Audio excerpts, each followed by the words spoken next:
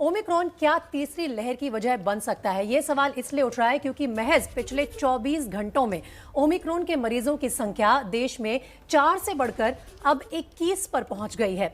Omicron संक्रमित मरीजों की संख्या लगातार बढ़ रही है, लेकिन लोग हैं कि सावधानी बरतने को बिल्कुल तैयार नहीं है। ये तस्वीरें आप देख सकते हैं, जगह जगह से हमने ये तस्वीरें आपके सामने रखी हैं, जहां पर लोग मास्क कह लीजिए या फिर सोशल डिस्टेंसिंग कह लीजिए, बिल्कुल भी इन नियमों का पालन नहीं कर रहे हैं। तो ओमिक्रॉन कितना खतरनाक है और इसके बचने के लिए आप क्या कर सकते हैं, इन सभी मुद्दों पर हम लगातार आपका ध्यान केंद्रित कर रहे हैं।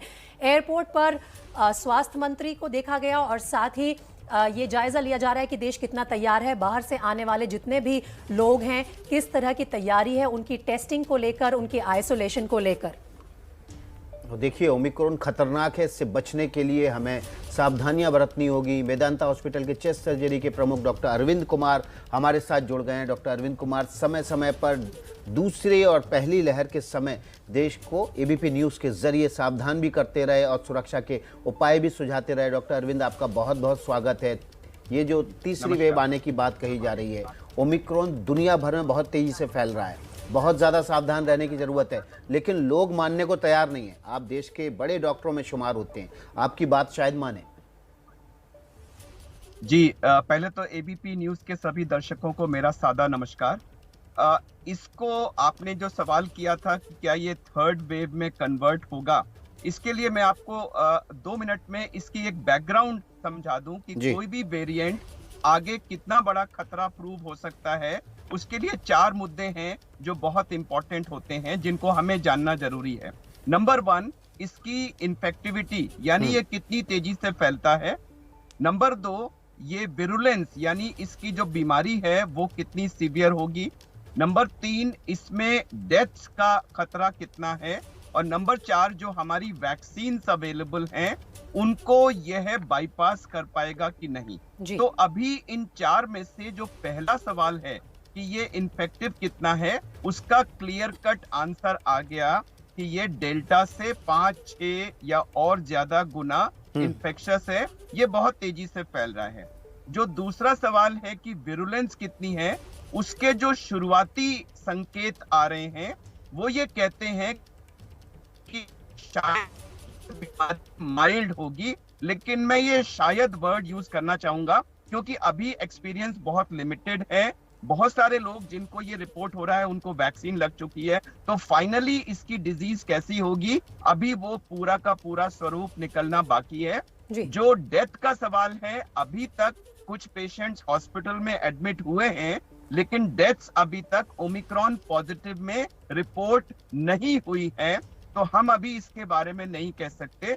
जो चौथा बात है, तो काफी ऐसी खबर आ रही है कि यह जो ब्रेक थ्रू इन्फेक्शन है वो डेल्टा के मुकाबले 2.5 गुना, 3 गुना, 4 गुना ज्यादा इसमें हो रहा है, यानी कि ये कहीं ना कहीं वैक्सीन को बाईपास करने की कैपेसिटी इसमें डेल्टा से ज्यादा है। यह एक खतरनाक सिग्नल है। तो कुल मिला के अगर हम आज की स्थिति का आंकलन करें तो एक तरह से यह है कि यह एक सीरियस प्रॉब्लम फिर से हमारे सामने आके खड़ी गई हो गई है। लेकिन जब मैं सीरियस वर्ड यूज कर रहा हूं तो मैं पैनिक हरगिज नहीं चाहूंगा। पैनिक की सिचुएशन नहीं है, मेजर इशू है और हमें कुछ कदम बहुत ही क्लियर कट इस समय लेने होंगे। अगर आप परमिट करें तो मैं उस कदम के बारे में मेंशन कर दूं। डॉक्टर अरविंद कुमार, मैं आपको समय दूंगी कि आप वो जो प्रोटोकॉल्स के बारे में जिक्र कर रहे हैं उनको दोबारा से बताएं लोगों को, लेकिन आपने एक बहुत सरल तरीके से लोगों को समझा दिया है कि एक सीरियस प्रॉब्लम है, पैनिक ना करें, लेकिन इसके बावजूद इसकी सीरियसनेस को नजरअंदाज आप नहीं कर सकते हैं। मेरा सवाल आपसे रिलेटेड है सिम्टम्स से जुड़ा हुआ। सिम्टम्स बहुत से लोग कह रहे हैं कि ओमिक्रॉन के जो है माइल्ड है, तो इसको देखते हुए काफी सारे लोग शायद अपनी टेस्टिंग के लिए भी नहीं जा रहे हैं, ये सोचते हुए कि सर्दी का मौसम वैसे ही है, खांसी जुकाम का मौसम है, तो चलिए टेस्टिंग छोड़ देते हैं। जी, तो ये वही चीज है जो एक्चुअली हमारी सेकेंड वेव से पहले भी इस साल जनवरी फरवरी में हुई थी। और दूसरा एक और चीज मैं इसके साथ साथ कहना चाहूंगा कि चाहे यह 5-6 शहरों में ही डिटेक्ट हुआ है अभी, लेकिन मेरा ये मानना है कि ये चूंकि पिछले 1 महीने से है, ये रिपोर्ट 24 नवंबर को हुआ है, लेकिन जो सैंपल 24 नवंबर को पॉजिटिव रिपोर्ट हुआ वो 8 नवंबर को साउथ अफ्रीका में कलेक्ट किया गया था। मेरा मानना है कि यह ऑलरेडी हमारे देश में अलग अलग शहरों में आ चुका है।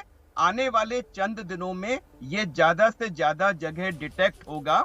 इसके सिम्टम्स माइल्ड हैं, लेकिन इस समय अगर माइल्ड सिम्टम्स भी हैं तो हमारी टेस्टिंग करवाना एक अहम मुद्दा होगा इसको कंट्रोल करने का, क्योंकि अगर हमने इसको नजरअंदाज किया और इसको हमने फैलने दिया तो ये फिर हमारी कहीं ना कहीं सेकेंड वेव जैसी स्थिति लाके खड़ा कर सकता है।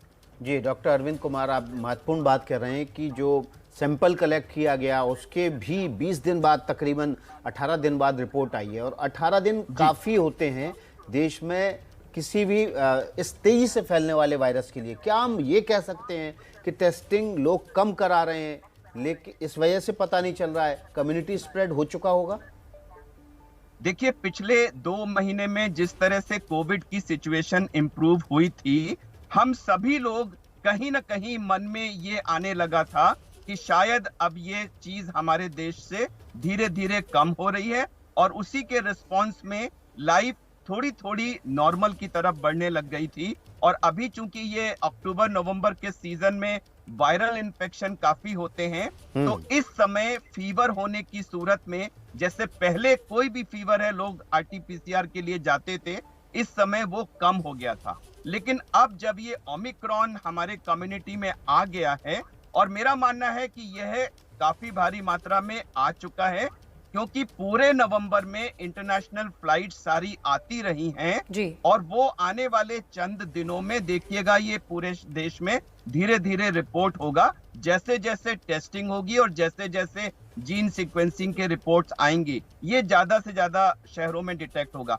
तो आई थिंक वो समय फिर से आ गया है कि कोई भी फीवर होने की स्थिति में और इवन माइल्ड सिम्टम्स होने की स्थिति में हमें अब आरटीपीसीआर की तरफ पुनः जाने की जरूरत है। डॉक्टर अरविंद कुमार, मेरा एक और सवाल आपसे जुड़ा हुआ है इसी से संबंधित कि आप ये बोल रहे हैं कि पूरे नवंबर के महीने में बाहर से लोग आए हैं, लगातार इंटरनेशनल फ्लाइट्स चली हैं। क्या वो समय भी आ गया है कि आप लोगों को सलाह दें कि जो ट्रैवल है अब उसे एक बार फिर से बंद कर दें, क्योंकि हॉलीडे सीजन है, लोगों ने अपनी बुकिंग्स करा रखी हैं देश में और विदेश में घूमने के लिए? क्या अभी टाइम है कि उसे रोक लें आप? आपने एक बहुत ही वाइटल क्वेश्चन किया है, मैं एक्चुअली उस पर आने वाला था कि देखिए, पिछले 2 महीने में हम सब में नियर नॉर्मलसी की टेंडेंसी आ गई थी, लेकिन जो ये ओमिक्रॉन का ये जो खतरा आया है, अनफॉर्चुनेटली, चाहे हम इसे पसंद करें या ना पसंद करें, हम आज पुनः जनवरी, फरवरी, मार्च 2021 वाली स्थिति में आ गए हैं, जब डेल्टा वेरिएंट धीरे धीरे इंट्रोड्यूस हो रहा था। हम लोगों ने इनिशियल सिग्नल्स को ओवरलुक किया, लाइफ एज यूजुअल चलती रही, और अप्रैल आते आते वो एक भयंकर रूप में हमारे सामने आ गया। तो मेरा ये मानना है और मेरी सबसे ये अपील है कि हम दोबारा वही गलती ना करें, इसको फैल जाने दें और तब रिएक्ट करें। उसकी जगह आज, जबकि ये अभी अपने मिनिमम लेवल पे है, इस समय I think this is the time to over react in terms of COVID appropriate behaviour, जिससे हम इसको मास स्केल पे फैलने से अगर हम रोक पाएंगे तो वो मेरे ख्याल से कहीं ज्यादा सेंसिबल और इंटेलिजेंट स्ट्रेटजी होगी। जी डॉक्टर अरविंद, एक महत्वपूर्ण सवाल ये है कि लोग तो नहीं मान रहे हैं, क्या सरकारों को अब रिस्ट्रिक्शन लगाना शुरू कर देना चाहिए? मैं लॉकडाउन की बात नहीं कर रहा हूँ, लेकिन उसके अलावा भी बाज़ारों को लेकर ऑल्टरनेट खोलना या ऑल्टरनेट बाज़ार खुलना, शहरों में आवाजाही को लिमिटेड करना, वर्क फ्रॉम होम को ज़्यादा प्रमोट करना, इस तरह के कदम सरकार को अभी से उठाना शुरू कर देना चाहिए? मैं 2 तरह के कदम पे स्ट्रेस दूंगा। एक तो मैं बहुत स्ट्रांगली इस बात को मानता हूं कि वैक्सीनेशन इस चीज की फैलने से रोकने में खैर जितना भी कारगर हो, लेकिन सीवियर बीमारी और डेथ को रोकने में जरूर कारगर होगी। तो वो करोड़ों लोग जिन्होंने 1 डोज लगवाई है लेकिन अपनी दूसरी डोज नहीं लगवाई है, मैं अगर जरूरत होगा तो बल का प्रयोग करके या किसी और तरह का प्रयोग करके उन सब लोगों को किसी न किसी तरह वैक्सीनेट करूंगा। मेरा सारा स्ट्रेस इस समय होगा कि हम जल्दी से जल्दी मैक्सिमम 90% से ऊपर एलिजिबल पॉपुलेशन को दोनों वैक्सीन की डोज दे दें, जिससे अगर ये फैले भी तो कम से कम डिजीज माइल्ड हो, आईसीयू में लोग ना जाएं, डेथ्स ना हो। अगर हम वो कर पाएं तो वो भी एक बहुत बड़ा गेन होगा।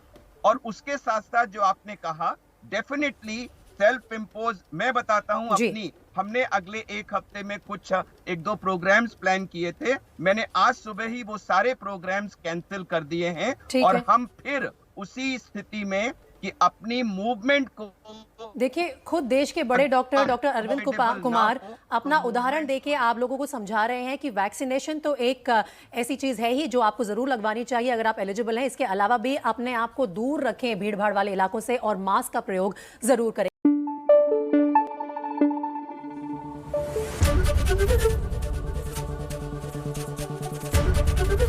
एबीपी न्यूज आपको रखे आगे।